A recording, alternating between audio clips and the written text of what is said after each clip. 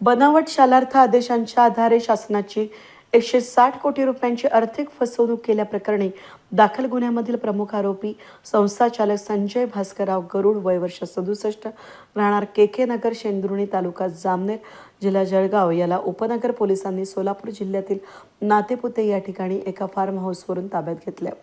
Nashik road police ठाण्यामध्ये गुन्हा क्रमांक 216/2026 अन्वये भारतीय न्याय संहिता माहिती तंत्रज्ञान कायद्यानुसार गुन्हा दाखल करण्यात आला आहे। या प्रकरणात नाशिक विभागातील नाशिक, जळगाव, धुळे आणि नंदुरबार जिल्ह्यामधील 841 शिक्षक आणि शिक्षकेतर कर्मचाऱ्यांची कोणतीही वैयक्तिक मान्यता अथवा शालार्थ प्रस्ताव नसताना देखील बनावट शालार्थ आदेश तयार करून शालार्थ प्रणालीत नोंदी करण्यात आल्या। त्या आधारे वेतन आणि थकबाकी काढून शासनाची तब्बल 160 कोटी रुपयांची फसवणूक केल्याचा आरोप आहे। या प्रकरणी संबंधित मुख्याध्यापक, संस्थाचालक, तत्कालीन शिक्षण उपसंचालक, शिक्षणाधिकारी, वेतन अधीक्षक यांसह अनेकांविरुद्ध गुन्हा दाखल असून तपासादरम्यान 1200 आरोपी निष्पन्न झाले आहेत।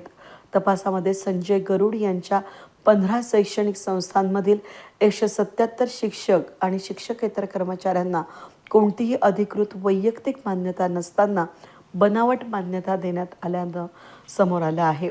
अटक टाळण्यासाठी गरुड हे नातेपुते जिल्हा सोलापूर या ठिकाणी एका फार्म हाऊसवर लपून राहत असल्याची माहिती गोपनीय ही बातमीदारामार्फत तांत्रिक विश्लेषणामधून मिळाली। त्यानुसार सहाय्यक पोलीस आयुक्त गुन्हा शाखा संदीप मिटके यांच्या मार्गदर्शनाखाली गुन्हा शाखा युनिट 1च्या पथकानं छापा टाकून त्याला ताब्यात घेतलाय। त्यानंतर त्याला नाशिकमध्ये आणून अटक करण्यात आली आहे। ही कारवाई पोलीस आयुक्त संदीप कर्णिक, पोलीस उपायुक्त किरणकुमार चव्हाण यांच्या मार्गदर्शनाखाली सहाय्यक पोलीस आयुक्त संदीप मिटके, वरिष्ठ पोलीस निरीक्षक रामदास शेळके आणि गुन्हा शाखा युनिट 1च्या पथकानं केली असून या घोटाळ्याचा पुढील तपास सुरू आहे। वेद न्यूजसाठी प्रतिनिधी अनिल गुंजाळ, नाशिक।